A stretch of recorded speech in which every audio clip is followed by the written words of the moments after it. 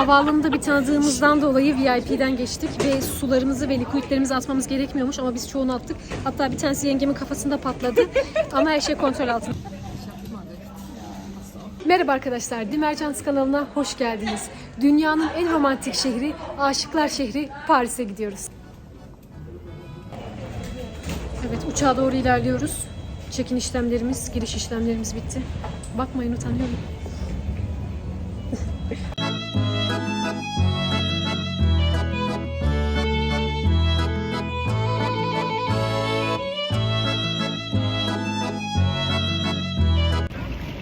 Efsane bir yolculuktu. Resmen otobüs yolculuğu yapmış gibi bir şeydi. 1 saat 15 dakika içerisinde ulaştık Paris'e.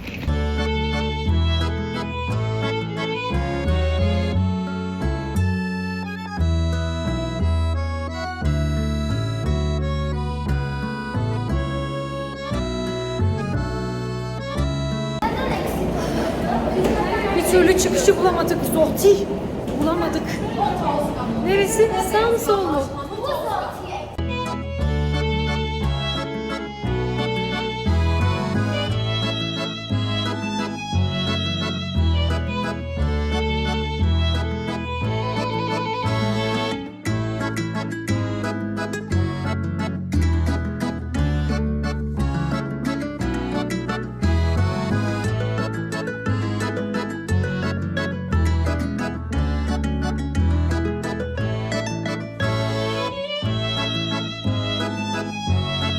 Şu anda size gösterdiğim o devasa merdivenler çalışmıyor, bozulmuş.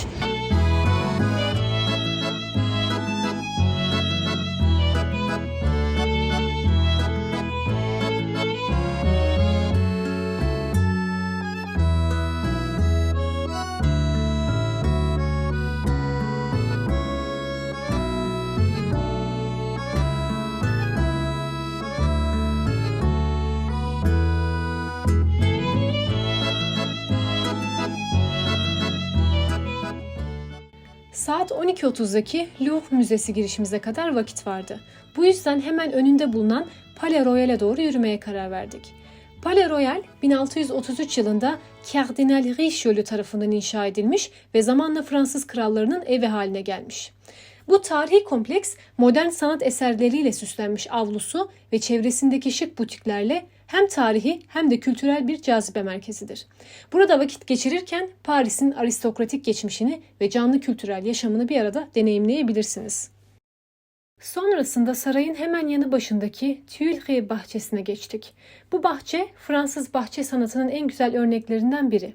Yemyeşil ağaçlar, geniş çim alanlar ve sanat eserleriyle dolu bu bahçede yürüyüş yapmak gerçekten büyüleyici. Ayrıca almış olduğunuz taze croissantları ve yiyecekleri bu parkta bulunan banklarda oturup yiyebilirsiniz. Bugün tipik bir Fransız kahvaltısı yapıyoruz. Taze croissant, marmelat, çay, kahve ve portakal suyu ile güne başlıyoruz. Croissant ve pastalar Fransız kahvaltısının olmazsa olmazıdır. Tereyağlı hafif ve kat kat olan croissant sabahları sıkça tercih edilir. Bunun yanı sıra pau şokola veya brioche gibi diğer fırın ürünleri de popülerdir. Taze pişmiş ekmek ya da croissant yanında marmelat ve bal da sıklıkla servis edilir. Çeşitli meyve marmelatları özellikle de kayısı, çilek ve böğürtlen gibi kahvaltıda sıkça kullanılır.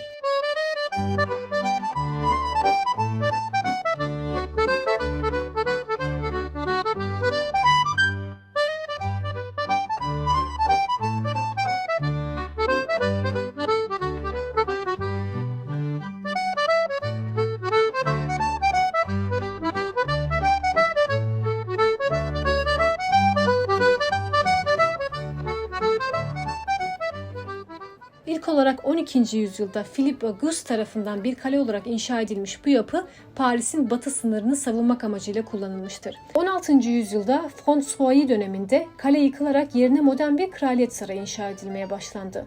Bu dönemde yapılan eklemeler ve yeniliklerle Louvre, Rönesans mimarisinin etkileyici örneklerinden biri haline geldi. Louvre Müzesi'nin dış tasarımı da başlı başına etkileyicidir. Ünlü Cam Piramidi 1989 yılında Amerikalı mimar Pei tarafından eklenmiş olup hem modern hem de klasik mimariyi harmanlayarak müzenin global bir simge haline gelmesine katkıda bulunmuştur. Paris'in en meşhur gezilecek, görülecek yerlerinden biri olan Louvre Müzesi'ndeyiz. Şu anda burası ana baba günü. Çok fazla insan var. Biz saatli geldik, yani öncesinden internet üzerinden aldık biletimizi ama gene de çok fazla sırada beklemek zorundayız. Buraya muhakkak biletler çok önceden rezerve edilip alınmalı. Aksi takdirde belki girişiniz mümkün bile olmayabilir.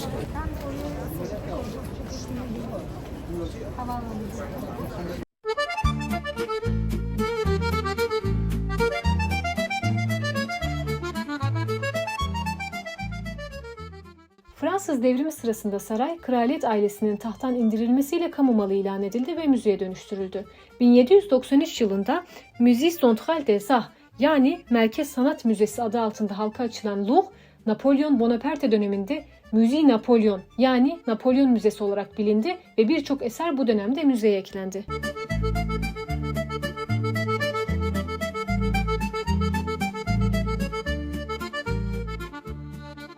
Louvre, 35 binden fazla eseri sergileyerek Mısır'dan başlayarak Antik Yunan ve Roma uygarlıklarına kadar Ortaçağ Avrupa'sından 19. yüzyılın sonuna kadar olan geniş bir zaman dilimini kapsayan koleksiyonlara sahiptir. Müze, Leonardo da Vinci'nin Mona Lisa'sı gibi dünya çapında ünlü sanat eserlerini barındırır. Ayrıca Winged Victory of Samothrace ve Venus de Milo gibi antik heykeller de dahil olmak üzere sayısız başyapıtı içerir.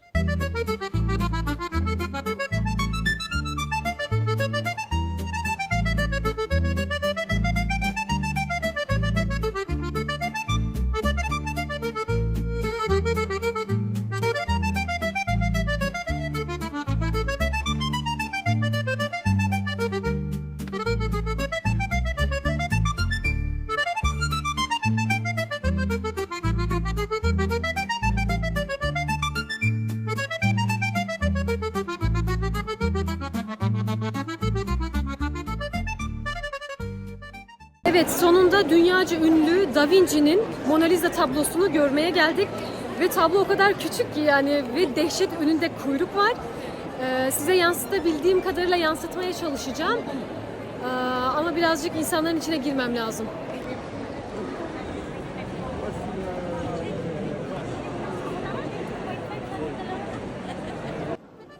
Müze, yılda yaklaşık 9 milyon ziyaretçi ağırlayarak dünyanın en çok ziyaret edilen müzelerinden biridir. Louvre, sadece sanat eserleriyle değil, aynı zamanda düzenlediği çeşitli kültürel etkinlikler ve sergilerle de sanat ve tarih meraklıları için vazgeçilmez bir destinasyondur.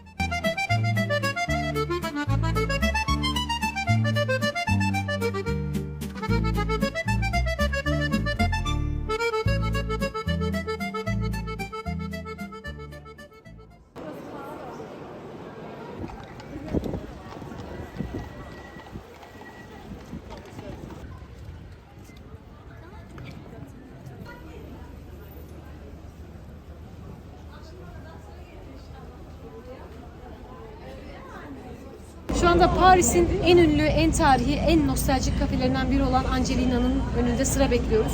Çok uzun bir kuyruk var ama burada sıcak çikolata içmeden gitmek istemiyoruz. O yüzden şu anda sırayı bekliyoruz. Kuyruk bu şekilde yavaş yavaş ilerliyor.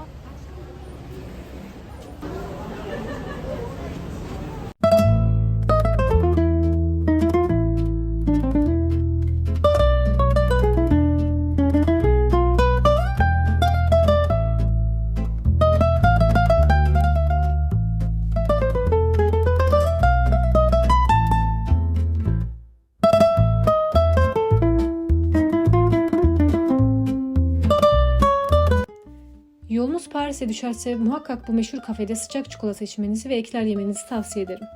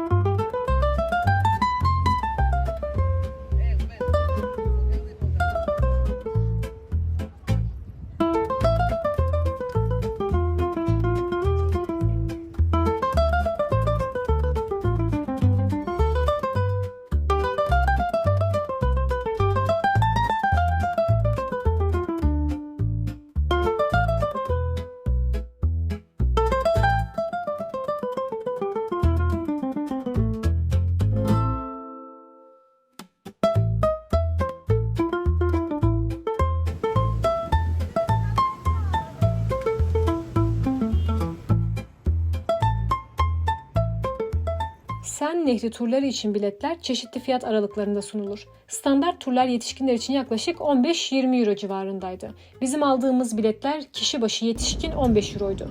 Biz nehrin kenarında bulunan herhangi bir işletmeden satın aldık.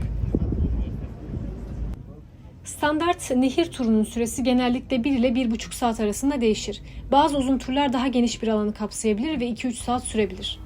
Paris'e geldiyseniz ve geniş bir vaktiniz varsa muhakkak yapılması gereken şeylerden birisi nehir turu.